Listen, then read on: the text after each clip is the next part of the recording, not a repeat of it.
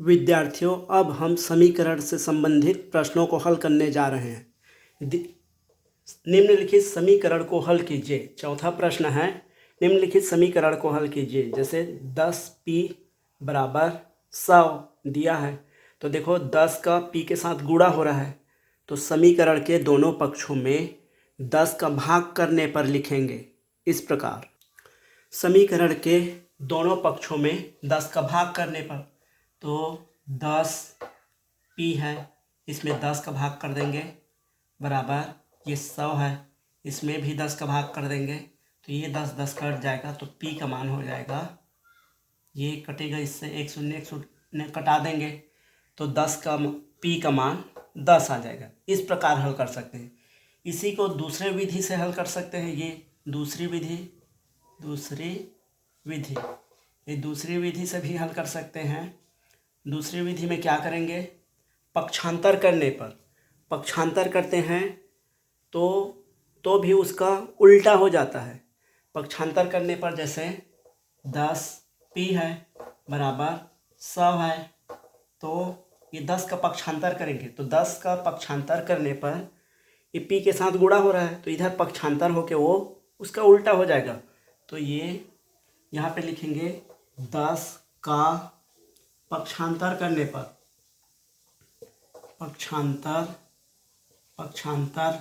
करने पर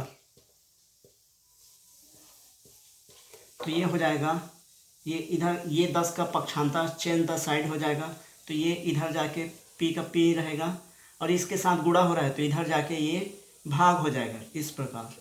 तो इसको कटाएंगे, तो p का मान 10 आएगा। इस विधि से हल कर सकते हैं या इस विधि से हल कर सकते हैं। कोई भी विधि से हल करो, दोनों ही सत्य है। इसी प्रकार अगला सवाल को हल करते हैं। इसी प्रकार दूसरा सवाल है, 10p + 10 बराबर 100। तो समीकरण के दोनों पक्षों में 10 घटाने पर, ये 10 जुड़ रहा है, तो दोनों पक्षों में 10 घटाने पर, इसको पहले हल नहीं करेंगे। दोनों पक्षों में 10 का भाग करने पर ऐसा नहीं करेंगे, ऐसा करने पर गलत आ जाएगा आंसर तो गलत नहीं आएगा, लेकिन इसको हल करने में ज़्यादा कठिनाई होगा। तो प्लस को पहले हल करेंगे, उसके बाद प्लस माइनस को पहले हल करते हैं, उसके बाद गुणा भाग को हल करते हैं। तो ऐसा करने से आसान बन जाता है गणित। तो समीकरण के दोनों पक्षों में 10 घटाने पर, तो ये 10p है इधर का, प्लस 10 है, और ये माइनस 10 कर देंगे, इधर 10 घटा देंगे, और ये 100 इधर माइनस 10 कर देंगे। तो इधर का देखो, ये प्लस है, ये माइनस है, तो ये दोनों घट के 0 हो जाएगा, तो ये 10p इसका रहेगा, और इधर का ये 90। अब देखो 10 का p के साथ गुणा हो रहा है, तो अब दोनों पक्षों में 10 का भाग करने पर लिखेंगे। समीकरण के दोनों पक्षों में 10 का भाग करने पर, तो ये हो जाएगा 10p हो जाएगा, 10 का भाग करेंगे दोनों पक्षों में, तो ये 90 में 10 का भाग देंगे, तो इधर का ये कट जाएगा, तो p बराबर ये 0 0 लास्ट कटा सकते हैं 9। इस प्रकार ये 9 आंसर आ जाएगा। इसी को दूसरे विधि से बना सकते हैं। दूसरे वाले विधि को पक्षांतर विधि कहते हैं। तो इसमें देखो, पक्षांतर करेंगे, पहले प्लस 10 का पक्षांतर करेंगे, तो दोनों ये 10 का पक्षांतर करेंगे, इसका पक्षांतर करेंगे, तो ये प्लस है, ये प्लस है इधर, तो इधर जाके माइनस हो जाएगा। तो पक्षांतर में पहले प्लस या माइनस को पहले पक्षांतर करते हैं, उसके बाद गुणा या भाग को पक्षांतर करते हैं। पहले ये गुणा हो रहा है p के साथ, उसको पक्षांतर नहीं करेंगे। ऐसा करने पर आंसर गलत आ जाएगा। तो दोनों पक्षों में ये इसको लिखेंगे 10 का पक्षांतर करने पर, तो यहाँ पे ये 10 हो जाएगा, ये p ये पक्षांतर होके इधर आएगा, तो ये 100 माइनस 10 हो जाएगा, क्योंकि ये प्लस है। यहाँ पे लिख सकते हैं 10 का पक्षांतर करने पर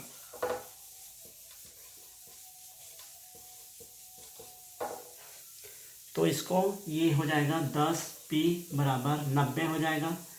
अब देखो इसके साथ गुणा हो रहा है तो इसका पक्षांतर करने पर इधर जाके ये भाग हो जाएगा। जो प्लस हो रहा है उसका पक्षांतर करेंगे तो इधर आके माइनस हो जाएगा। यदि गुणा हो रहा है उसका पक्षांतर करेंगे तो इधर आके ये भाग हो जाएगा। यदि भाग वाले का पक्षांतर करेंगे तो इधर जाके वो संख्या गुणा हो जाएगा, जस्ट उसका उल्टा हो जाएगा। तो ये 10 का पक्षांतर करेंगे तो ये हो जाएगा, ये इसका इधर पक्षांतर करेंगे। इन निशान को मैं समझाने के लिए लगा रहा हूँ, आप लोग को लगाने की ज़रूरत नहीं है। तो ये इसका पक्षांतर करेंगे तो इधर का p बचेगा, इधर 90/10 हो जाएगा। यहाँ पे लिख सकते हैं 10 का पक्षांतर करने पर, 10 का पक्षांतर करने पर तो ये लास्ट शून्य कटा देंगे तो p का मान आ जाएगा 9। इस प्रकार देखो इस विधि से भी 9 आंसर आया, इस विधि से भी आंसर 9 आया।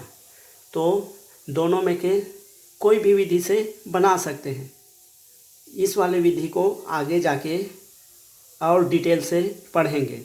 इसी प्रकार अगला प्रश्न को हल कर सकते हैं। सी प्रश्न है p/4 बराबर 5। तो p के साथ 4 का भाग हो रहा है तो दोनों पक्षों में 4 का गुणा करने पर लिखेंगे। समीकरण के दोनों पक्षों में 4 का गुणा करने पर तो ये हो जाएगा p/4 गुणा कर देंगे 4 का बराबर 5 गुणा 4। तो ये और ये कट जाएगा तो p बराबर ये 20। इस प्रकार p का मान निकाल सकते हैं। इसी को दूसरे विधि से बनाते हैं। p/4 है बराबर 4, तो 4 का पक्षांतर करने पर तो 4 भाग हो रहा है तो पक्षांतर होके इधर गुणा हो जाएगा। इस प्रकार उसको लिखेंगे p बराबर ये 4 उधर जाके 4 गुणा 5 हो जाएगा। यहाँ पे लिख सकते हैं 4 का पक्षांतर करने पर, 4 का पक्षांतर करने पर तो ये हो जाएगा p बराबर 20। इस प्रकार देखो इसमें भी वही आंसर आया, इसमें भी वही आंसर आया। तो कोई भी विधि से हल कर सकते हैं, कोई भी एक विधि से इन प्रश्नों को हल कर सकते हैं। अगला प्रश्न है -p/3। तो ये दोनों पक्षों में 3 का गुणा करने पर, समीकरण के दोनों पक्षों में 3 का गुणा करने पर तो ये हो जाएगा -p/3 गुणा 3, 5 × 3। इधर 3 का गुणा किए, इधर 3 का गुणा किए तो इधर ये कट जाएगा, ये कट जाएगा तो -p बराबर ये 15 आ जाएगा। चूँकि इधर माइनस है तो माइनस को हटाने के लिए, इधर भी माइनस का कुछ नहीं है मतलब 1 है, तो ये देखो दोनों पक्षों में -1 का गुणा करने पर लिखेंगे। तो ये हो जाएगा, समीकरण के दोनों पक्षों में -1 का भाग करने पर, 1 का गुणा करो या भाग करो उसके मान में कोई अंतर परिवर्तन नहीं होता। ये दोनों पक्षों में -1, जैसे -1 है तो इसका गुणा कर देंगे, ये -p बराबर -1 का गुणा कर देंगे 15 से या भाग कर देंगे तो ये माइनस का गुणा होके ये प्लस हो जाएगा और ये -15 हो जाएगा। इस प्रकार इस प्रश्न को हल कर सकते हैं। दूसरे विधि से भी हल कर सकते हो। इसी का ई 3/4 p बराबर 6।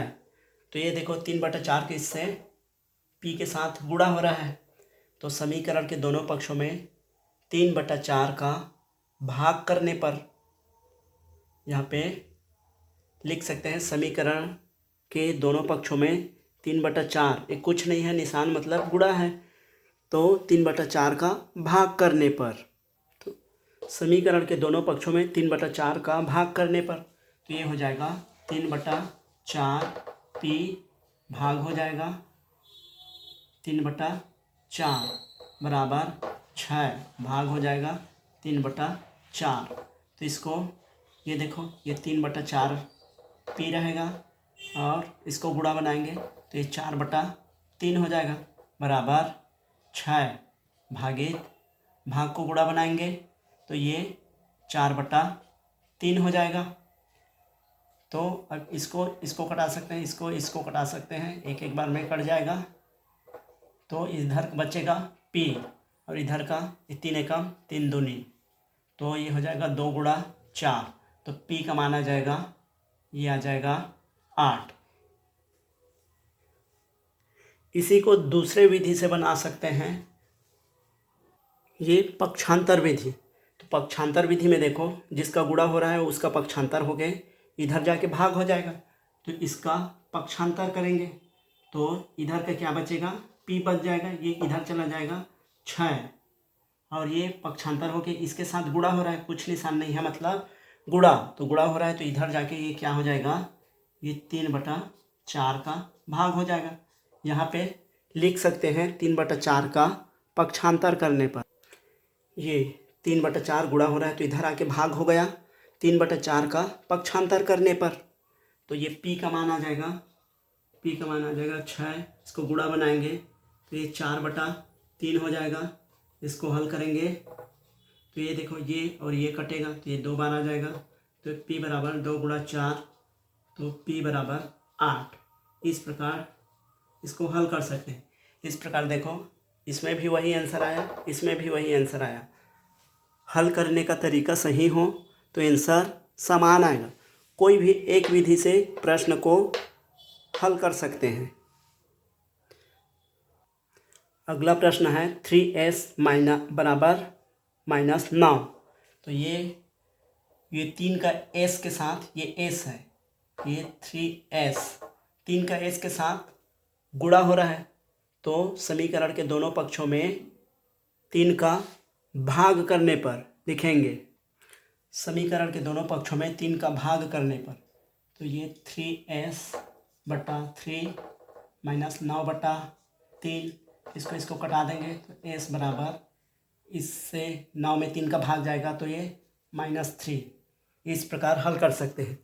इसी को दूसरे विधि से अपने मन से बनाने की कोशिश करना। अगला प्रश्न है 3s + 12 बराबर 0। तो इसमें प्लस को पहले समीकरण के दोनों पक्षों में 12 घटाने पर लिखेंगे।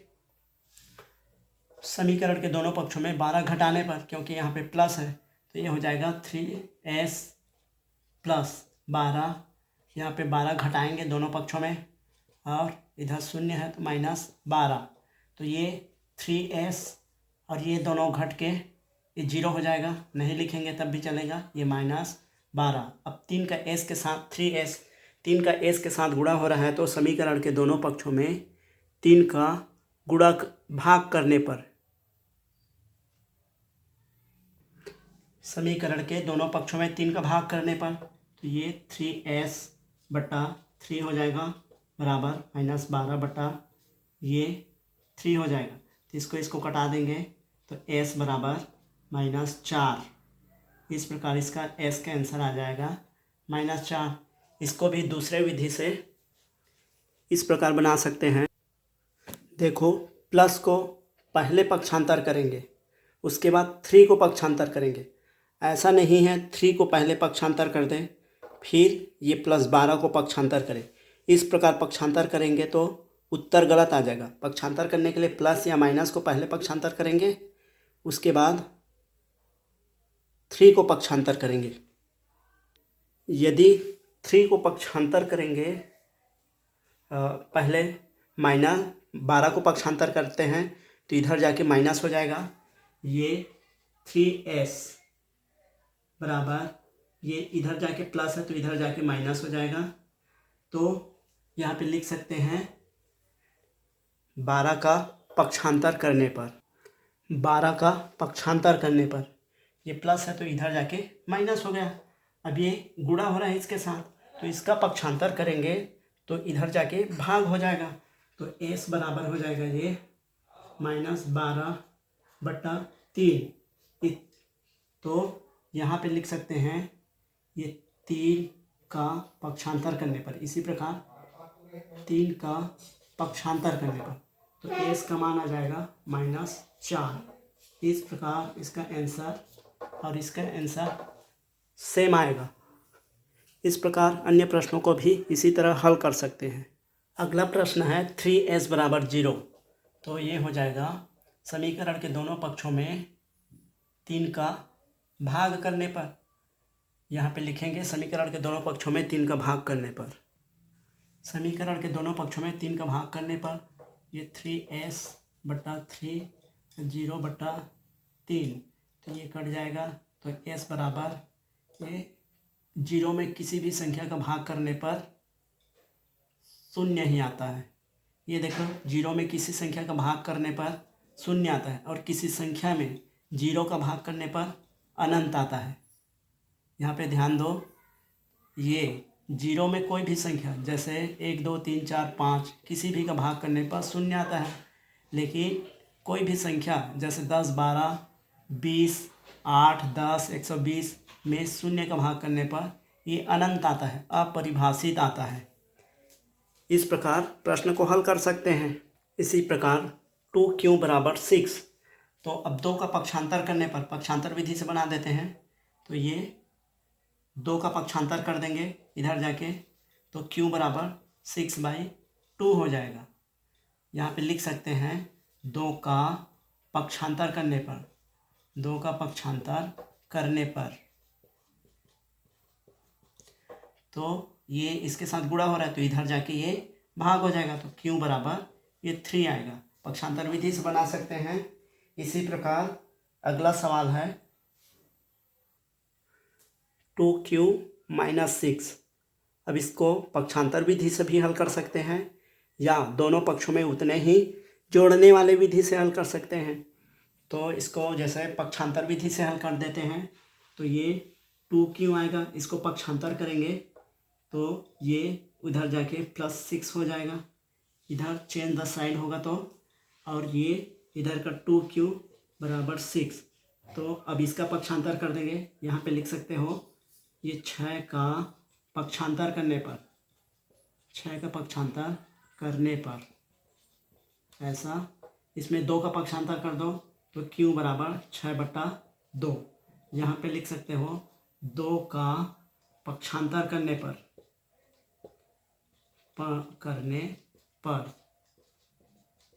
तो q बराबर ये 3, इसका भी आंसर 3 है। इस प्रकार जे वाले प्रश्न को हल कर सकते हैं। अगला प्रश्न है 2q + 6 बराबर 0। तो यहाँ पे दूसरे विधि से बनाते हैं इसको। समीकरण के दोनों पक्षों में 6 घटाने पर, समीकरण के दोनों पक्षों में 6 घटाने पर ये 2q + 6, ये +6 दिया है, इसको उल्टा करेंगे, ये -6, इधर माइनस किए इधर माइनस किए, तो ये दोनों घट के 0 हो जाएगा। 2q बराबर ये -6। तो अब 2 का q के साथ गुणा हो रहा है, तो अब दोनों पक्षों में 2 का भाग करने पर, 2q समीकरण के दोनों पक्षों में 2 का भाग करने पर 2q भागित 2 बराबर -6/2। ये 2 कट जाएगा, तो q बराबर -3। इस प्रकार इस प्रश्न को हल कर सकते हैं। अगला प्रश्न है 2q + 6 बराबर 12। तो ये 2q, अब समीकरण के दोनों पक्षों में 6 को घटाने पर, समीकरण के दोनों पक्षों में 6 घटाने पर, तो ये 2q हो जाएगा, ये +6 - 6 बराबर 12 - 6, तो ये हो जाएगा 2q, ये 0 हो जाएगा, एक प्लस एक माइनस है, घट के 0 हो जाएगा, तो ये 6। तो अब देखो 2q है, 2 का q के साथ गुणा हो रहा है, तो समीकरण के दोनों पक्षों में 2 का भाग करने पर, समीकरण के दोनों पक्षों में 2 का भाग करने पर, तो 2q/2 बराबर 6/2, तो ये हो जाएगा, ये कट जाएगा, तो q बराबर ये 3। इस प्रकार इसको प्रश्न को बना सकते हैं। इसको पक्षांतर विधि से भी बना सकते हैं। पक्षांतर विधि से हल करते हैं इसी को। प्रश्न है 2q + 6 = 12।